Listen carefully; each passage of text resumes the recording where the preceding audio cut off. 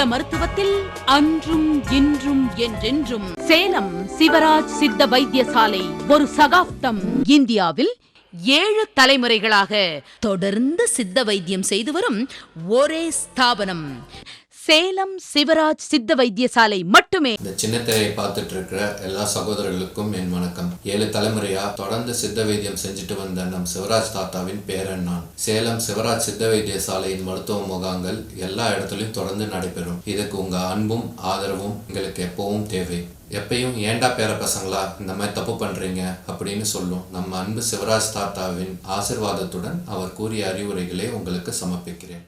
நீங்கள் தொடர்பு கொள்ள வேண்டிய முகவரி சேலம் சிவராஜ் சித்த வைத்தியசாலை, அண்ணா பூங்கா பின்புறம், தமிழ்ச்சங்கம் ரோடு வழியாக ராஜாராம் நகர், சேலம் 7. தொடர்பு கொள்ள வேண்டிய எண் 9842713500 9842722500. சென்னை கிளை ஆபீஸ் தினசரி காலை 7 மணி முதல் மாலை 8 மணி வரை. புதிய எண் 10/4, வீரபத்ரன் தெரு, வள்ளுவர் கோட்டம் அருகில், VIP கேட்டின் எதிரில், நுங்கம்பாக்கம், சென்னை 34. Phone 28236780 and 28230072. ஈரோடு கிளை ஆபீஸில் தினசரி காலை 8 மணி முதல் மாலை 7 மணி வரை. சிவராஜ் சித்த வைத்தியசாலை, பெருந்துறை ரோட், செந்தில் நரம்பியல் எதிரில், கோவை மெடிக்கல் ரோடு வழியாக, Gandhi Nagar, water tank road. Phone 22593332. Hosur தினசரி காலை 7 மணி முதல் மாலை 7 மணி வரை.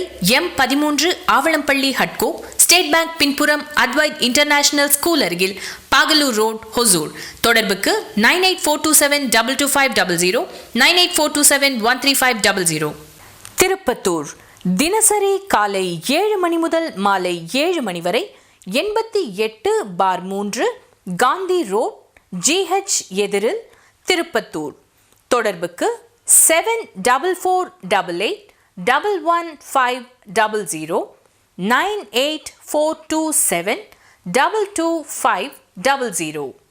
இன்று சின்ன திரையை பார்த்து கொண்டிருக்கும் எனது அருமை தமிழ்நாட்டில் உள்ள எனது சொந்தங்கள், என் மகள் போன்ற தெய்வங்களுக்கும் அவருடைய கணவன்மார்களுக்கும் சேலம் சிவராஜ் சித்த வைத்தியசாலையின் வணக்கத்தையும் நன்றியும் மீண்டும் தெரிவித்துக் கொள்கிறோம்.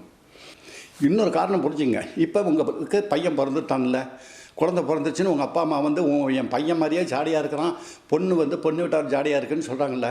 அவங்க 2 பேரும் வீட்டில் போய் திண்ணையில் உட்காந்துக்கிட்டு இருக்கீங்க. அப்போ உங்கள் குழந்தைக்கு 4 வருஷம் ஆயிடுச்சு. எந்திரிச்சு நடந்து ஓடும்போது தடிக்கு கீழே விழுவுது. உட்காந்துக்கிட்டு இருக்கிற நீங்கள் 2 பேரும் என்ன பண்ணுவீங்க? குடுன்னு எந்திரிச்சு ஓடுவீங்க. ஓடி போய் அந்த குழந்தைய கட்டி நெஞ்சுக்கு நெஞ்சோட நெஞ்சு அந்த உளுந்த குழந்தைய நெஞ்சோட நெஞ்சு அணைச்சி, கண்ணு அடிபட்டுச்சாடா, காயமாயிடுச்சாடா, ரத்தமாடா வருது, அழுவாதரா கண்ணு அப்படின்னு சொல்லி அந்த குழந்தைய நீயும் கணவனும் அப்படி நெஞ்சில் அணைச்சிக்கிட்டு, என்னத்துக்காக நெஞ்சில் அணைக்கிற? உன் கணவன் விந்து உற்பத்தியாகி அதில் கர்ப்பன்கள் உற்பத்தியாகி அது இல்லைன்னு பார்த்தா நல்ல முறையில் ஈடுபட்டு அதில் பிறக்கிற குழந்தை, நீயும் உன் கணவனும் கட்டி அணைச்சி கொஞ்சுவீங்க அந்த குழந்தைய, இல்லையா? இதுதானே தமிழ்நாட்டில் ஆதி காலத்திலேருந்து இன்னைய வரலும் நடந்துகிட்ட நிகழ்ச்சி. இந்த நிகழ்ச்சி நீங்கள் மாற்றலாமா? ஏன்னா எனக்கு 76 வயசு, அதனால் எனக்கு விவரம் தெரியல, தாத்தாக்கு விவரம் தெரியல. இந்த நிகழ்ச்சியை மாற்றலாமான்னு கேட்குறேன், தெரியாமல் தான் நான் கேட்குறேன். ஆனால் அதே சமயத்தில் இன்னொன்று யோசனை பண்ணி பாருங்கள். இப்போ முதல் குழந்தை ஓடி போய் விழுந்தோன்னே கட்டி நெஞ்சோடு நெஞ்சு அணைச்சி வந்தான்ல, அதே மாதிரி நீ மாற்று மருத்துவத்தில் ஒரு குழந்தையை பற்றி எடுத்துடுற. அதே மாதிரி வீட்டில் உட்காந்துருக்கும் போது நீயும் கணவனும் அந்த குழந்தை ஓடி போய் விழுவுதுன்னு வச்சுக்க. நீங்கள் 2 பேரும் என்ன பண்ணுவீங்க?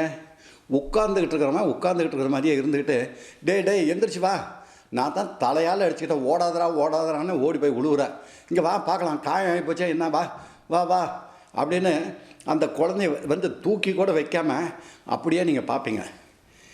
இதுதான் என்ன சொல்லுவாங்க பெரியவங்க, உன்னுடைய கணவன் ரத்தத்திலிருந்து பிறக்கல இல்லை, அதே கணவன் ரத்தத்திலிருந்து ஊறி குழந்தை பிறந்துருச்சு. அந்த குழந்தைய என்ன சொல்லுவாங்க பெரியவங்க, அந்த மாதிரி ஓடி விழுந்து நெஞ்சோடு நெஞ்சு அணைக்கும் போது பெரியவங்க சொல்கிற வார்த்தை என்னென்னா, தான் ஆடலனாலும் தன் சதை ஆடும்பாங்க. அது வந்து உன் கணவனுடைய ரத்தத்திலிருந்து விந்து கட்டுப்பாடு வந்து இல்லன்பத்தில் போதும்னு அளவு திருப்திப்படுத்தி பிறக்கிற குழந்தைய தான் அப்படி சொல்லுவாங்க இல்லையா? இதுதான் நடந்துக்கிட்டு இருக்க முறைகள். இப்போ சமீபத்தில் ஒரு 4 நாளைக்கு முன்னாடி என்னோடய தலைமை ஆஃபீஸில் கேரளாவிலேருந்து ஃபோன் பண்ணிவிட்டு கணவன் மனைவி 2 பேரும் வரேன் அப்படின்னாங்க. அதே மாதிரி காலையில் 7 மணிக்கு வந்துட்டாங்க. ஆஃபீஸில் உட்காந்துருக்காங்க. அப்போ உட்காந்துக்கிட்டு இருக்கும்போது அவங்க 2 பேரும் பேசுகிறாங்க. கண்ணு எங்கேருந்து வரீங்க, என்ன விளக்கம்லாம் கேட்டேன்னு சொல்லிட்டாங்க. குழந்தை பாக்கியத்துக்காக வந்திருக்கேன் தாத்தா, எங்களுக்கு எப்படியாவது உங்கள் நிகழ்ச்சி வந்து அதிகமாக பார்த்துக்கிட்டே இருக்கேன் சின்ன தெரியல. நீங்கள் சொல்கிற விஷயத்தில் நாங்கள் 2-3 ஆங்கில மருத்துவத்தில் போகலான்னு என் கணவன் கூப்பிட்டான், நான் போகலை. உங்கள் நிகழ்ச்சியை பார்த்ததுனால இங்கே வந்திருக்கோம், விளக்கம் சொல்லுங்கள் தாத்தா அப்படின்னா. சரி கண்ணு சொல்கிறேன் அப்படின்னு சொல்லும்போது அந்த பெண் என்ன சொன்னால், தாத்தா ஒரே நிமிஷம் எனக்காக எந்திரிங்க அப்படின்னா. ஒரே நிமிஷம் எனக்காக எந்திரிங்க தாத்தா அப்படின்னா. கண்ணு என்ன விஷயம் கண்ணு சொல்லுக்கண்ணு அப்படின்னேன். இல்லை தாத்தா, என் முதுவை ஒரே நிமிஷம் பாருங்கள் தாத்தா, என் முதுவை ஒரே நிமிஷம் பாருங்கள் தாத்தா அப்படின்னா. எந்திரிச்சு முதுகை பார்த்தா முதுகில் வந்து 7-8 சூடு வச்சுருக்கான், சிகரெட் சூடு. 7-8 சிகரெட் சூடு முதுகில் வச்சுருக்கான். அட கடவுளே! அதை பார்த்தோன்னே ஏன்டா பைத்தியக்காரராக இருக்கிற, முட்டாளாக இருக்கிற, கேரளாவில் வந்து பட்டப்படிப்பு முடிச்சுட்டு பெரிய, அதுவும் அரசாங்கத்தில் வந்து பெரிய அதிகாரியாக வேலை செஞ்சுட்ருக்கிறேன், பைத்தியக்காரத்தனமாக முட்டாள்தனமாக கேனத்தனமாக ஏன்டா இந்த மாதிரி சூடு வச்சே அப்படின்னேன். தாத்தா இருங்க தாத்தா, நீங்கள் என்னையே தான் நீங்கள் சண்டை போடுறீங்க தாத்தா, ஏன் தாத்தா என்ன சண்டை போடுறீங்க, நான் சொல்கிறத கேளுங்க தாத்தா அப்படின்னா. சரி என்னடா கண்ணு சொல்லுடா கண்ணு அப்படின்னேன். அப்போ அந்த பையன் சொன்னான், எங்களுக்கு 4 வருஷம் ஆச்சு கல்யாணம் ஆகி, குழந்தை பாக்கியம் இல்லை. இப்போ இந்த 1 வருஷமாக எங்கள் 2 பேருக்கு சண்டை சச்சரவு. ஊரில் நாங்கள் இங்கேருந்து கேரளாவிலேருந்து ஊருக்கு போனோம்னா என் சொந்தம் பூரா கேட்குறாங்க, குழந்தை இல்லையான்னு கேட்குறாங்க. அந்த மாதிரி கேட்கும்போது என்ன சொல்கிறதுன்னு பதில் தெரியல. அதனால் என் மனைவிட்ட சொன்னேன், நம்ம கேரளாலேயே மாற்று மருத்துவத்தில் இருக்கிற விந்தில் இருக்கிற கர்ப்பணிகளை எடுத்து வச்சு அங்கேயே பண்ணி கொடுக்குறாங்க கேரளாவில், அந்த மாதிரி நம்ம பண்ணிக்கலாம் அப்படின்னு சொன்னால் இவ ஒத்துக்க மாட்டேங்கிறா. உங்கள் நிகழ்ச்சியை பார்த்து நானும் அதை பார்க்க வச்சா என்ன, அதை பார்த்துட்டு தான் இங்கே வந்திருக்கோம் அப்படின்னா. அப்போ நான் சொன்னேன், அந்த மாதிரி நடக்கிறதுல என்ன தப்பு இருக்குது அப்படின்னு கேட்குறான் கணவன். தாத்தா நீங்களே உங்கள் முன்னாடி இவளை சொல்லுங்கள், புத்திமதி சொல்லி இவளை திருத்துங்க. வேறு ஒருத்தர் விந்தில் இருக்க கர்ப்பணிகளை எடுத்து வைக்கலாம் அப்படின்னு நான் சொல்கிறேன், அது வந்து ஒத்துக்க மாட்டேங்கிறா. அதுக்கு நீங்கள் தான் ஒரு காரணம் சொல்லணும் அப்படின்னா. ஏன் உன் மனைவி என்ன சொல்கிறாப்பா அப்படின்னேன். அப்போ சொன்னாவ, நான் ஏக்கண்ணு இந்த மாதிரி சொல்கிற, கணவன் சொல்கிறத ஒத்துக்க மாட்டியா, ஒத்துக்க கண்ணு, ஏக்கண்ணு இப்படி அவனை சித்திரவதைப்படுத்துகிற அப்படின்னேன்.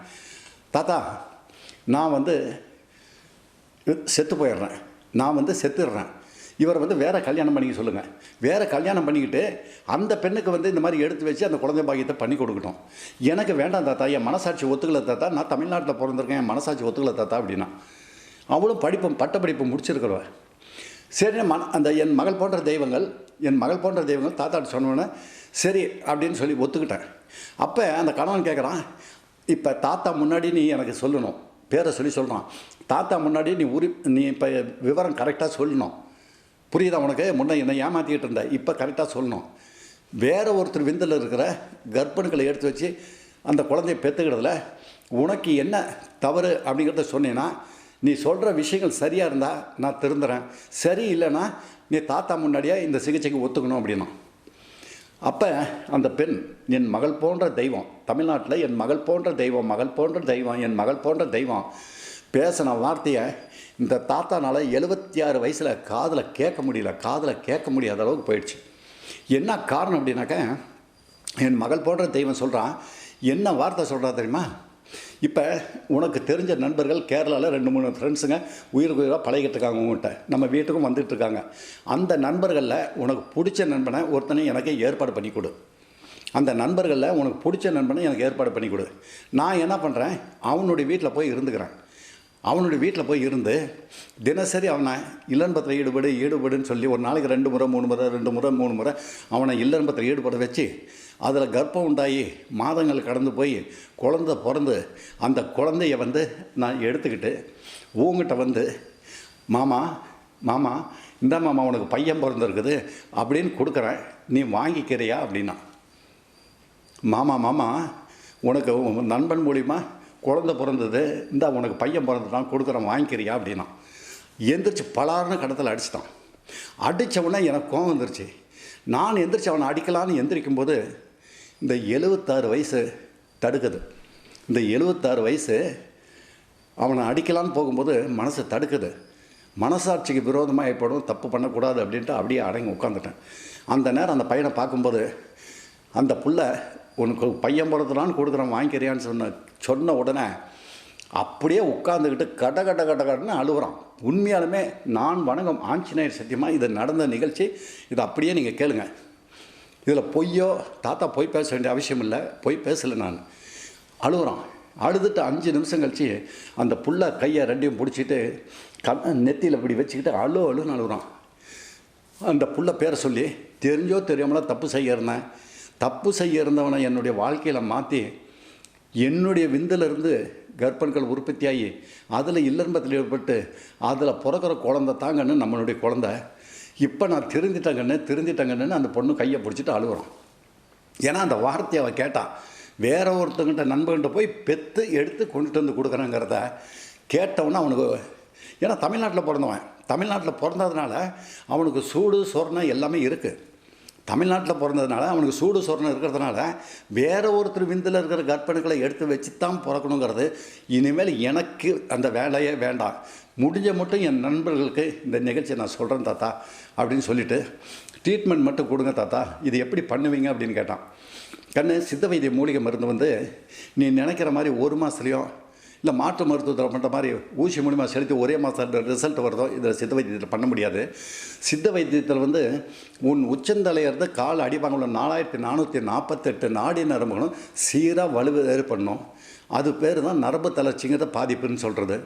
அது வலு ஏற்பட்டு உன் உடம்புல கெட்டுப்போன விந்துன்னு இருக்கு இல்லையா, அதெல்லாம் வெளிப்படுத்தணும். முதல்ல வெளிப்படுத்திட்டு புதுசாக உற்பத்தி ஆகிறது பூரா கையில் எடுத்தால் கூட ஒட்டக்கூடாத அளவுக்கு வரும்போது தான் நீ ஏன் ஆச்சரியப்படுவ, என்னுடைய ஆண் உறுப்பாக இப்படி இருக்குது, வளைச்சா கூட வளைய மாட்டேங்குதே அப்படிங்கிற வீரியத்தன்மை உனக்கு வரும்போது நீ மனைவிகிட்ட போய் இல்லன்பத்தில் ஈடுபட்டினா ஒரே ஒரு முறை இல்லன்பத்தில் ஈடுபட்டால் கூட கர்ப்பம் உண்டாகும். அதுதான் நடந்துகிட்டு இருக்கிற நிகழ்ச்சி. இது குறைந்தது 6 மாதம் 9 மாதம் மருந்து சாப்பிட்டே ஆகணும். 6 மாதம் 9 மாதம் மருந்து சாப்பிட்டாகணும்.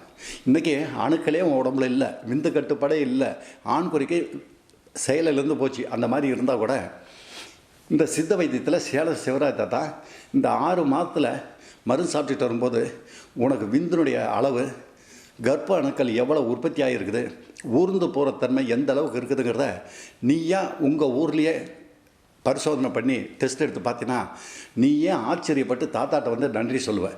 அந்த அளவுக்கு 6 மாதத்துக்குள்ளே உனக்கு எவ்வளோ அணுக்களை உற்பத்தி பண்ண முடியுமோ பண்ணித்தரேன். அதனால தான் நீங்கள் தமிழ்நாட்டில் பார்த்த ஆங்கில மருத்துவர்கள் அவ்வளோ பேர்த்தையும் கையெடுத்து கும்பிட்டு நன்றியை தெரிவிச்சுக்கிறேன்.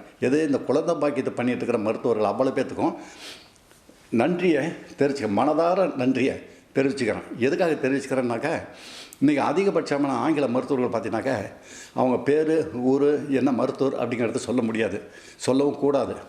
ஆனால் இன்றைக்கி அதிகபட்சமாக சத்தியத்துக்கு கட்டுப்பட்டு, தர்மத்துக்கு கட்டுப்பட்டு, நியாயத்துக்கு கட்டுப்பட்டு, பெரியகளை மதிக்கிற தன்மையோட சில மருத்துவர்கள் வாழ்ந்துட்டுருக்காங்க இல்லையா. இது எந்த மருத்துவரும் குறை சொல்கிறதுக்காக நான் பேசலை. அந்த மாதிரி மருத்துவர்கள், சத்தியத்துக்கு கட்டுப்பட்டு இருக்கிற மருத்துவர்கள் இன்றைக்கி பார்த்திங்கன்னாங்க என்னுடைய தலைமை ஆஃபீஸுக்கு ஒரு நாளைக்கு எத்தனை சிகிச்சைக்காக ஆட்களை அனுப்பி வச்சுருக்காங்க தெரியுமா? தினசரி அனுப்பிக்கிட்டு இருக்கிறாங்க. கன்னியாகுமரி கடைகள் இல்லை, சென்னையில் மட்டும் இல்லை, உலக நாடுகள்லேருந்து கூட நிறையா என்கிட்ட சிகிச்சை பெறாங்க. நீங்கள் சேலத்தில் சிவராஜ் தாத்தாட்ட போ, அவர் வேணுங்கிறத உங்களுக்கு செஞ்சு கொடுப்பாரு, கர்ப்பணுக்களை உற்பத்தி பண்ணி கொடுப்பார். அதில் உற்பத்தி பண்ணிக்கிட்டு வாங்க, அதை உங்கள் கணவன்கிட்ட நாங்கள் எடுத்து குழந்தை பாக்கியம் பண்ணி தரோம் அப்படின்னா அதுதான் சத்தியம். அந்த மருத்துவர்கள் சொல்கிறது, உன் கணவனுக்கு சேலம் சிவராஜ் தாத்தாட்ட போய் கர்ப்பணுக்களை உற்பத்தி பண்ணி நீங்கள் நல்ல முறையில் அணுக்கள் ஊர்ந்து போகிற தன்மையோடு இருக்கிற நேரத்தில் நீங்கள் எங்கள்கிட்ட வந்தீங்கன்னாக்க நாங்கள் உங்களுக்கு அந்த மாதிரி முறையில் செஞ்சு கொடுக்குறாங்களாம். இதுதான் சத்திய வாக்குங்கிறது இதுதான். அப்போ அந்த மருத்துவர்கள் எவ்வளோ புடம் போட்ட தங்கமாக இருக்கிறதுனால நீ போய் சேலம் சிவராஜ் தாத்தாட்ட பண்ணிட்டு வானா, உண்மையாலுமே அந்த மாதிரி மருத்துவர்கள் இருந்து நம்ம தமிழ்நாட்டுக்கு கிடைச்ச பெரிய பொக்கிஷம். அதே சமயத்தில் ஆங்கில மருத்துவர்கள் உடற்கூரை மாற்றி வச்சுட்டு இருக்கிற மருத்துவர்கள் அவ்வளோ பேர்த்தையும் கையெடுத்து கும்பிட்டு நன்றி அந்த நேரத்தை தெரிவிச்சுக்கிறேன். நீங்களாம் கடவுளுக்கு நிகரானவங்க. இந்த மாதிரி நடந்துக்கிட்டு இருக்கிற நேரத்தில் நேற்று காலையில் நடந்த நிகழ்ச்சி என்ன அப்படின்னாக்க, மதுரையிலேருந்து ஒருத்தர் ஃபோன் பண்ணி இங்கே வந்திருக்காங்க. மதுரையிலேருந்து ஒரு அதிகாரின்னு சொன்னார், தலைமை ஆஃபீஸுக்கு காலையில் 7 மணிக்கு வந்துட்டார். கணவன் மனைவியோடு வந்து உட்காந்துட்ருக்காங்க. என்னங்க என்ன விஷயம்னு, இல்லை குழந்தை பாக்கியத்துக்காக வந்திருக்கோம் சார் அப்படின்னு சொன்னார். அப்போ நீங்கள் யார் என்னன்னு சொல்லி விளக்கம் கேட்டேன். அவர் வந்து நான் வந்து மதுரை என் பூர்வீகம், ஆனால் சென்னையில் வந்து இந்த மாதிரி ஒரு அதிகாரியாக இருக்கேன் அப்படின்னார். உடனே எனக்கு எந்திரிச்சு நன்றி சொன்னவருக்கு, தாத்தா தாத்தா தாத்தா ஏன் தாத்தா எந்திரிக்கிறீங்க, உட்காருங்க தாத்தாண்ணா. என்னக்கண்ணே இவ்வளோ பெரிய அதிகாரியாக இருக்கிற உன் முன்னாடி எந்திரிச்சு வணக்கம் சொல்கிறதா முருதா, வயசு அதிகமாக இருந்தாலும் ஒன்று நீ செஞ்சுட்டு வேலைக்கு ஒரு மரியாதை கொடுக்கணும்ல அப்படின்ட்டு எந்திரிச்சு நன்றி சொல்லிவிட்டு உட்காந்தேன். அப்போ என்ன விஷயம் அப்படின்னு சொல்லி கேட்டேன். குழந்தை பாக்கியத்துக்கு வேறு மருத்துவத்தில் போய் நாங்கள் சிகிச்சை பண்ண போனோம். அந்த மருத்துவத்தில் என்ன சொல்கிறாங்க, வேறு ஒருத்தர் விந்தில் இருக்க கர்ப்பங்களை எடுத்து வச்சு செய்யணுங்கிறாங்க. ஆனால் எங்கள் மனசாட்சி வந்து அது ஒத்துக்கலை. மனசாட்சி ஒத்துக்கலைன்னு நான் வந்து ஆஃபீஸில் உட்காந்துட்டு இருக்கும்போது என் நண்பர்கிட்ட, ஆஃபீஸில் இருக்கிற நண்பர்கிட்ட பேசிகிட்டு இருக்கும்போது இந்த மாதிரி நடந்தது அப்படின்னு சொல்லியிருக்காரு. ஆங்கில மருத்துவத்தில் போனேன், அவங்க வேறு ஒருத்தர் விந்தில் இருக்கிற கற்பனைகளை எடுத்து வைக்கலான்னு சொன்னாங்க. மனசாட்சி வந்து ஒத்துக்கலை, அதனால் என்ன பண்ணுறது அப்படின்னு பேசும்போது அவருக்கு தெரிஞ்ச நண்பர்கள்ட்ட பேசிட்டு இருக்கும்போது ஒரு நண்பர் சொன்னாராம், இந்த மாதிரி குழந்தை பாக்கியத்துக்கு விந்தை உற்பத்தி பண்ணுறதுக்கும் கற்பனைகளை உற்பத்தி பண்ணுறதுக்கும் இல்லறம்பத்தை ஈடுபடுறதுக்கு தகுதி பண்ணுறதுக்கும் சேலம் சிவராஜ் தாத்தா இருக்கார், நீங்கள் அவர்கிட்ட போய் பாருங்கள். ஏன்னா என் மைத்துனனுக்கு நாங்கள் அங்கே தான் சிகிச்சை அனுப்பிச்சோம். அதே மாதிரி அவனுக்கு பையன் பிறந்து இப்போ நல்ல முறையில் சந்தோஷமாக அந்த குடும்பம் இருக்குது. அதே மாதிரி என்னுடைய தெரிஞ்ச நண்பர்களையும் ஒருத்தர் அனுப்பிச்சேன், அவரும் அதே மாதிரி தான் குழந்தை பாக்கியம் கிடச்சி பெண் குழந்தையாக பிறந்தவருக்கு ரொம்ப சந்தோஷமாக இருக்காங்க அப்படின்னா. அது அவங்கெல்லாம் சொன்னதுனால தான் நான் உங்களை தேடி வந்தேன் அப்படின்னா. அப்போ நீங்கள் ஏன் நீங்கள் அந்த மாற்று மருத்துவத்தில் செஞ்சுருக்கலாமே, உங்களுக்கு என்ன அங்கட்டம் அப்படின்னு. அப்போ அந்த அதிகாரி சொல்கிறாரு, நான் தமிழ்நாட்டில் பிறந்திருக்கேன், நான் தமிழ்நாட்டில் தான் வாழ்ந்திருக்கேன், இந்த தமிழ்நாட்டில் தான் மடிய போகிறேன் நான். இந்த தமிழ்நாட்டு ரத்தம், அதுவும் நான் மதுரைக்காரன் தமிழ்நாட்டுக்காரன் அப்படிங்கும்போது எனக்கு மனசாட்சி வந்து அது ஒத்துக்கலை. வேறு ஒருத்தர் விந்தில் இருக்கிற கற்பனைகளை எடுத்து வச்சு தான் பண்ணிக்கணும் அப்படின்னா மாட்டுக்கும் மனுஷனுக்கும் என்ன வித்தியாசம் இருக்குது? அந்த மாதிரி நான் பண்ணிக்கிட்டேன்னா மாட்டுக்கும் மனுஷனுக்கும் என்ன வித்தியாசம் இருக்குது அப்படின்னு அவர் சொன்னதை கேட்டுட்டு ஒரு 5 நிமிஷம் நான் அப்படியே அமைதியாக உட்காந்துட்டு மாட்டுக்கும் மனுஷனுக்கும் என்ன தாத்தா வித்தியாசம் இருக்குது? வேறு ஒருத்தர் விந்தில் இருக்கிற கற்பனைகளை எடுத்து வச்சு பிறக்கிற குழந்தை, என் மனசாட்சி மாட்டுக்கும் மனுஷனுக்கு என்ன வித்தியாசம் இருக்குங்கிற மாதிரி நினப்பு வந்தது. அதனால் அந்த முறை எனக்கு வேண்டாம் தாத்தா அப்படின்னா. நான் சொன்னேன், இந்த மூலிகை வந்து சித்த வைத்தியத்தில் 18 சித்தர்களும் ஞானிகளும் செஞ்சு வச்சதை எழுதி வச்ச ஓலைச்சுவடி இருக்கு இல்லையா, அந்த ஓலைச்சுவடியில் என்ன சொல்லியிருக்காங்கன்னா, விந்து கட்டுப்பாடு பண்ண முடியும், இல்லறம்பத்துக்கு ஈடுபட தகுதி பண்ண முடியும். ஒருத்தன் எத்தனை வருஷம் தவறு செஞ்சு பாதிக்கப்பட்டிருந்தாலும் அவனுக்கு எல்லா விதமும் பண்ணி கொடுத்து கர்ப்பணுக்களை உற்பத்தி பண்ணி இல்லறம்பத்தில் மனைவிகிட்ட ஈடுபட்டு போதுமாமான்னு செய்கிற அளவுக்கு சித்த வைத்தியத்தில் மூலிகை இருக்குது. ஆனால் நான் வணங்கும் ஆஞ்சநேயர் சத்தியமாக என் தமிழ்நாட்டு சொந்தங்கள் அவ்வளோ பேருக்கு சொல்கிறேன், இதை கவனமாக கேட்டுங்க. இப்போ சித்த வைத்தியத்தில் வந்து குழந்தை பாக்கியத்தையும் விந்து கட்டுப்பாட்டையோ இல்லறம்பத்துக்கு ஈடுபட தகுதி பண்ணுறதுக்கும் சித்த வைத்தியத்தில் மருந்து இல்லைன்னு வச்சுங்க. சித்த வைத்தியத்தில் விந்து கட்டுப்பாடு பண்ணுறதுக்கும் இல்லறம்பத்துக்கு ஈடுபட தகுதி பண்ணுறதுக்கும் கணவனுக்கு வீரியத்தன்மையை கொடுக்கறதுக்கும் இதில் மருந்தே இல்லை, சித்த வைத்தியத்தில் பண்ண முடியாது அப்படின்னு இருந்தால் மட்டும்தான் நீங்கள் வந்து மாற்று மருத்துவத்தில் போய் செய்யலாம். அப்படி இருந்தால் நீங்கள் மாற்று மருத்துவத்தில் போய் செய்யலாம். நான் வேண்டான்னு சொல்ல, உங்களை கையெடுத்து கும்பிட்டு வரவேற்கிறேன். இன்றைக்கி கூட இந்த நிகழ்ச்சி பேசிக்கிட்டேன். நான் சொல்கிறேன், உங்களுக்கு மாற்று மருத்துவத்தில் போய் செய்யணும் அப்படின்னா நீங்கள் தாராளமாக போய் செய்யுங்க. நான் வேண்டாம் அப்படிங்கிற வார்த்தையை தயவு செய்து சொல்லவும் மாட்டேன். ஏன்னா 76 வயசை தாண்டி போச்சு. அதனால் உங்களோட விருப்பங்கள் என்னங்கிறது எனக்கு தெரியும். அதனால் நீங்கள் ஆங்கில மருத்துவத்தில் போய் செய்யறீங்கன்னா உங்களை தடுக்கிறதுக்கோ உங்களை திசை திருப்பி மாற்றுறதுக்கோ ஏமாற்றுறதுக்கோ நான் தயாராக இல்லைங்கிறதையும் இந்த நேரத்தில் சொல்லிக்கிறேன். ஏன்னா சித்த வைத்திய மூலிகளை வந்து விந்து கட்டுப்பாடு பண்ண முடியும், விந்து கட்டுப்பாடு உற்பத்தி பண்ணி அந்த கர்ப்பணுக்களை உற்பத்தி பண்ண முடியும். அந்த கர்ப்பணுக்களை உற்பத்தி பண்ணும்போது உன் கணவனுடைய உடம்புல அவன் நடவட பாவனை, ஓடி ஆடிகிற தெம்பு, உற்சாகம், மகிழ்ச்சி எல்லாத்தையும் மாற்றி இல்லறம்பத்துக்கு ஈடுபடக்கூடிய அளவுக்கு அவனை தகுதி பண்ணும்போது பார்த்தீங்கன்னா விந்து உற்பத்தி போதுங்கிற அளவு தயார் பண்ணும்போது அவன் ஆண் உறுப்பை அவனே பார்த்தானா ஆச்சரியப்படுவான். அட கடவுளே, என்னடா சேலம் சிவராஜ் தான் இந்த மாதிரி பண்ணியிருக்கிறாரு, நீ ஆண் உறுப்பு அப்படி வளைச்சினா வளைக்க முடியாது, அந்த அளவுக்கு உனக்கு வீரியத்தன்மை வந்துடும். அந்த மாதிரி வீரியத்தன்மையில் வரும்போது என் மகள் போன்ற தெய்வங்கிட்ட நீ உடல் வைக்கும்போது அவள் அடையிற மகிழ்ச்சி இருக்குப்பா, அட்டா சொல்ல மாள முடியாது. அதனால் நீங்கள் தமிழ்நாட்டில் எந்த இதை பற்றியும் கவலைப்படாதீங்க. சித்த வைத்திய மூலிகை மருந்தில் உன் கணவன் இல்லை. ஏன்னா இன்றைக்கி முக்கியமாக நீங்கள் தெரிஞ்சுக்கணும் ஒன்று, அன்றைக்கி ஃபைலை எடுத்துகிட்டு போகிறீங்க, ஒவ்வொரு மருத்துவமனைக்கும் போகிறீங்க, தப்புன்னு நான் சொல்ல. ஆனால் அதே சமயத்தில் நீங்கள் மட்டும் யோசனை பண்ணி பார்க்கணும். என் மகள் போன்ற தெய்வங்கள், கண்ணே கண்ணே உன்னை தான் கேட்குறேன், தாத்தா ஏமாந்துடாத, வாழ்க்கையை ஏமாந்துடாத, குட்டிச்சோறு பண்ணி சின்ன அப்படி படுத்திக்காத, அப்புறம் பின்னாடி கண் கெட்டு போய் அவசரப்படாத, கவலைப்படாத, வேதனைப்படாத. உன் கணவன் இல்லறத்தில் ஈடுபட தகுதி இல்லைங்கிறது உங்கள் சத்தியமாக தெரியும், உங்களுக்கு சத்தியமாக தெரியும். ஏன்னா என் மகள் போன்ற தெய்வங்களுக்கு என்னை பற்றி என் மகள் போன்ற தெய்வங்கள் என்ன நினைக்கிறாங்கங்கிறது எனக்கு தெரியாதா? தெரியும். அப்போ அந்த புள்ள கணவனுக்கு இல்லறத்தில் ஈடுபட தகுதி இல்லை, அவனுக்கு வீரியத்தன்மை இல்லை, அவனுக்கு விந்தில் பரிசோதனை பண்ணாலும் டெஸ்ட்டில் பார்த்தாலும் கர்ப்பணுக்கள் இல்லை. அப்படி இருக்கிறவங்க நீங்கள் அந்த சித்த வைத்தியத்தில் நாடி வர வேண்டியது தானே? நல்லா தெரியும். ஒரே ஒரு முறை கூட உங்கள் கணவன் இல்லறத்தில் ஈடுபட தகுதி இல்லாத இருக்கலாம் தமிழ்நாட்டில். இன்றைக்கி தமிழ்நாட்டில் ஃபைல் எடுத்துக்கிட்டு ஒவ்வொரு மருத்துவமனைக்கும் போயிட்டு இருக்கிறவன் அவ்வளோ பேரும் கையிலாகாமல், பெண்ணை திருப்திப்படுத்த முடியாமல், மன வேதனைப்பட்டு வெம்பி இந்த மாதிரி தான் இருந்துகிட்டு இருக்கானுங்க என் மகன் போன்ற வாலிபர்கள். இன்றைக்கி ஒவ்வொருடைய பெண்ணுடைய கணவன்மாரும் ஃபைல் எடுத்துகிட்டு போகிறானாவே நீங்கள் அவனை பார்த்த உடனே சொல்லலாம், ஓஹோ இவனுக்கு இல்லறத்தில் ஈடுபட தகுதி இல்லை. நீங்கள் எந்த இடத்துல பார்த்தாலும் நினச்சிங்க, ஃபைல் எடுத்துகிட்டு ஹாஸ்பிட்டலுக்குள்ளே போகிறானாவே அவனுக்கு இல்லறத்தில் ஈடுபடக்கூடிய அளவுக்கு தகுதி இல்லை, கர்ப்பணுக்கள் கிடையாது. இல்லறத்தில் ஈடுபடுறதுக்கு அவன் ஆண்குறி எனக்கு இறந்த நிலைக்கு போயிருக்கோம், ஒன்றுமே இல்லை. அப்படி இருக்கிறவன் தான் ஃபைல் எடுத்துகிட்டு அங்கே போகிறான். உனக்கே ஆன்மத்தன்மை இல்லையே, தமிழ்நாட்டில் பிறந்திருக்க, தமிழ்நாட்டில் வளர்ந்துருக்க, தமிழ்நாட்டில் ஆளாக இருக்கிற இந்த சேலம் சிவராஜ் தாத்தா சொல்கிற வார்த்தையை கேட்க மாட்டியா நீ? உன்னாலேயே முடியல, எதுக்கடா கேட்டு ஃபைல் எடுத்துகிட்டு சுற்றுற?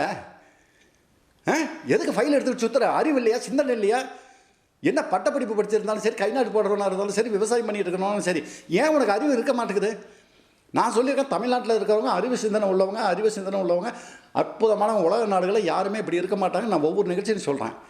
அப்படி இருக்கும்போது அந்த ஃபைல் எடுத்துக்கிட்டு எதுக்கடாக நான் வீட்டை விட்டு போகிறேன்? இன்றைக்கி தெரிஞ்சுக்க, நீ ஃபைல் எடுத்துகிட்டு வெளியே போனேனாவே உனக்கு இல்லறத்தில் ஈடுபட தகுதி இல்லை, உன்கிட்ட விந்து கட்டுப்பாடு இல்லை, நீ மனைவியை திருப்திப்படுத்த முடியாதவன். புரியுதா? எல்லாருக்குமே தெரிஞ்சிடும். அந்த மாதிரி வேண்டாம்.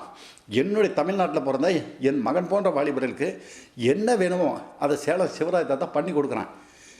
புரியுதா உங்களுக்கு? இந்த சித்த வைத்தியத்தில் பண்ணி கொடுக்க முடியாது அப்படிங்கிறதுல நீ எந்த மாதிரி பாதிக்கப்பட்டாலும் சரி, எத்தனை வருஷம் குழந்தை பாக்கியம் இல்லைனாலும் சரி, சேலம் சிவராஜ் தாத்தத்தில் நீ சிகிச்சை பண்ணுங்கிற அவசியமே கிடையாது, சிகிச்சை பண்ணணும் அப்படிங்கிற அவசியம் கிடையாது.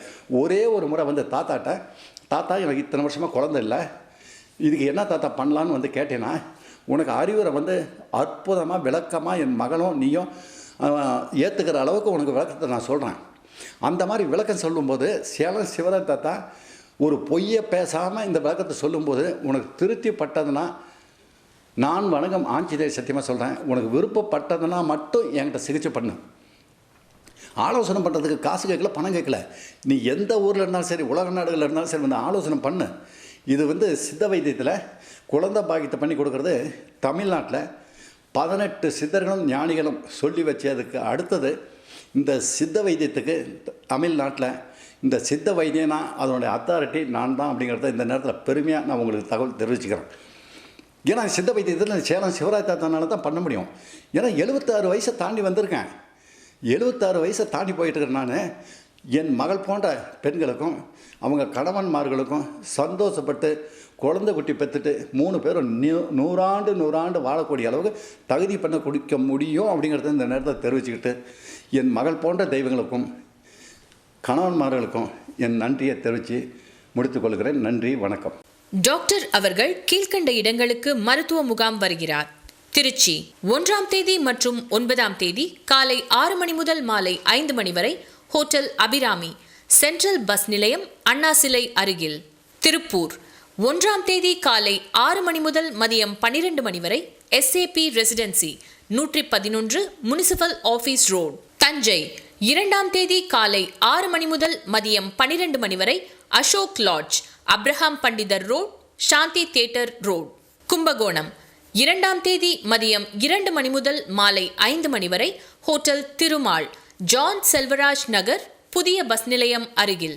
நாகர்கோவில் 2ஆம் தேதி காலை 6 மணி முதல் மாலை 5 மணி வரை hotel Ganga palace, KP road, Chettikulam junction. Nellai 3ஆம் தேதி மற்றும் 23ஆம் தேதி காலை 6 மணி முதல் மாலை 5 மணி வரை பரணி லாட்ஜ், பழைய பஸ் நிலையம் அருகில், மதுரை ரோட். விழுப்புரம் 3ஆம் தேதி காலை 6 மணி முதல் மாலை 5 மணி வரை ஹோட்டல் ஆதித்யா, புதிய பஸ் நிலையம் எதிரில், தேர் விநாயகர் கோவில், KK நகர். திருவள்ளூர், 3ஆம் தேதி காலை 6 மணி முதல் மாலை 5 மணி வரை RM கெஸ்ட் ஹவுஸ், பழைய கலெக்டரேட் ரோட், காக்கலூர். மதுரை, 4ஆம் தேதி மற்றும் 22ஆம் தேதி காலை 6 மணி முதல் மாலை 5 மணி வரை college house, town hall road, junction எதிரில். கள்ளக்குறிச்சி, 4ஆம் தேதி காலை 6 மணி முதல் மாலை 5 மணி வரை AKT லாட்ஜ், பஸ் நிலையம் அருகில். காஞ்சிபுரம், 4ஆம் தேதி காலை 6 மணி முதல் மாலை 5 மணி வரை வசந்த் வில்லா, TK நம்பி வீதி, வெங்குடி மருத்துவமனை மற்றும் பெண்கள் காலேஜ் பஸ் ஸ்டாப் அருகில். தேனி, 6ஆம் தேதி காலை 6 மணி முதல் மாலை 5 மணி வரை ஹோட்டல் தேனி இன்டர்நேஷனல், பழைய பஸ் நிலையம், மதுரை ரோட், தேனி. பழனி, 7ஆம் தேதி காலை 6 மணி முதல் மாலை 5 மணி வரை ஸ்ரீராம் லாட்ஜ், பஸ் நிலையம் எதிரில், பழனி.